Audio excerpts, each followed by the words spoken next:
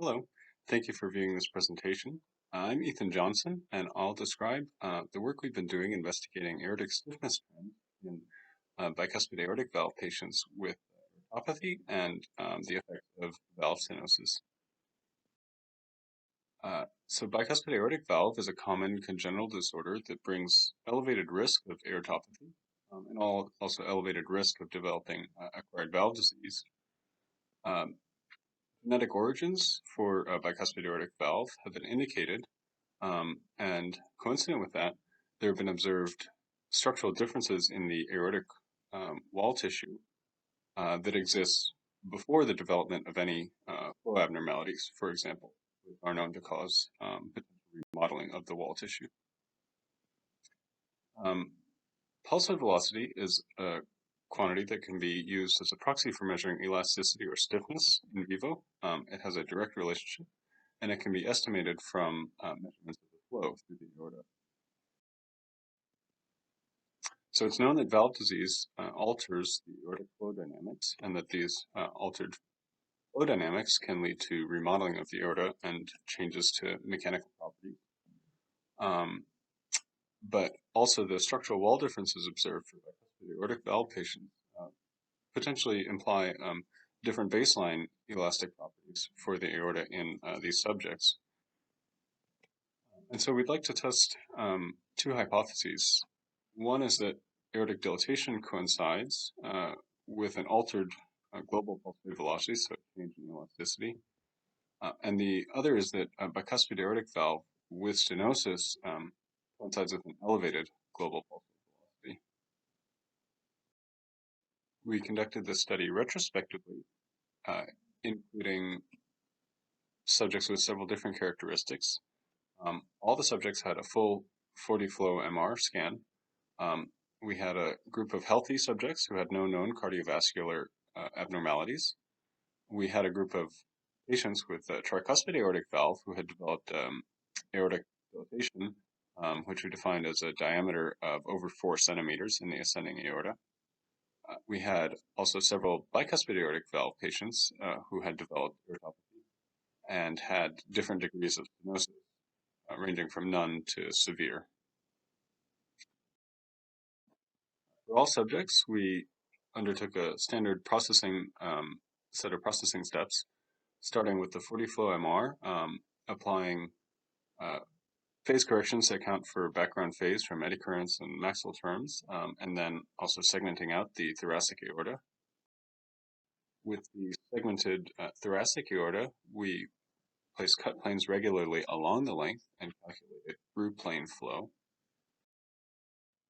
And then for a given cut plane, we used a maximal cross-correlation delay method to estimate pulse wave velocity and the relationship of length versus time for the flow to propagate to other planes.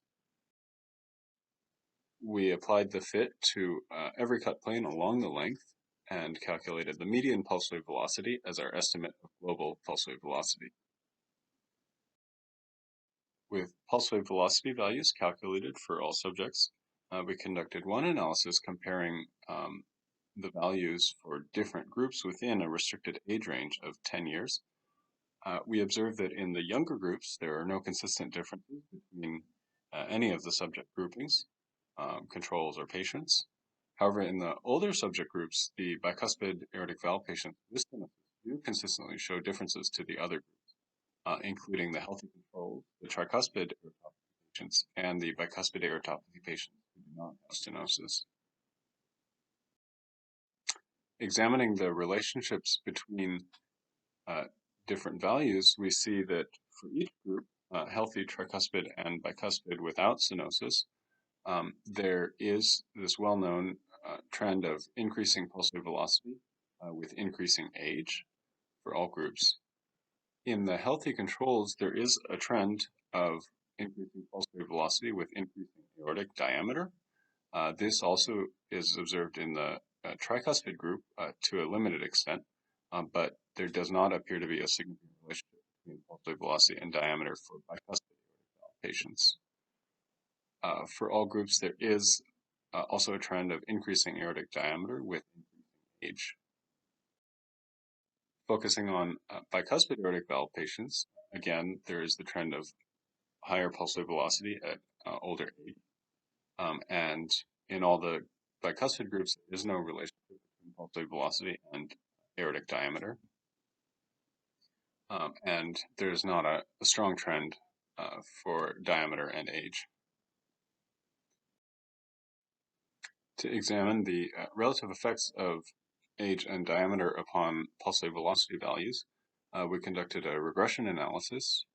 We observed that for all patient groups, there is a significant association between increased age and increased pulse wave velocity. However, accounting for age, then it's only in the healthy control group that we observed any relation between pulse wave velocity and aortic diameter. In all patient groups, there is no significant association. To examine the effects of stenosis upon pulse wave velocity values, we focused on the bicuspid aortic valve patients, and we observed that the presence of mild stenosis does slightly contribute to an elevated pulse wave velocity relative to bicuspid patients without stenosis, and moderate and severe stenosis do have much more elevated pulse wave velocity.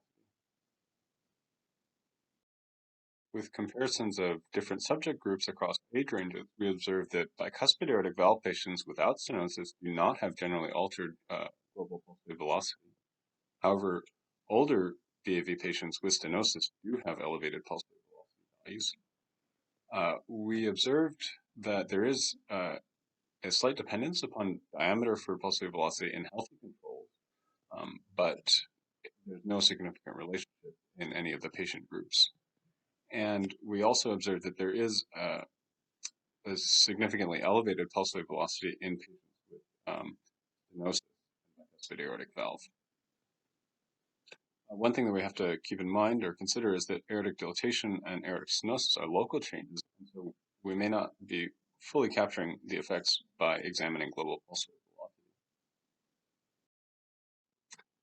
velocity. So, in conclusion, with our hypotheses, we can observe that patients with aortic dilatation do not generally have a global, altered global pulse wave velocity, but patients with bicuspid aortic valve also do not have altered pulse wave velocity compared to tricuspid aortic valve patients, which suggests that the structural wall differences in genetic factors do not imply at a baseline an altered elasticity, but patients with stenosis do have altered pulse wave velocity, which suggests that the change of elasticity that is known to occur is mainly in response to altered flow dynamics.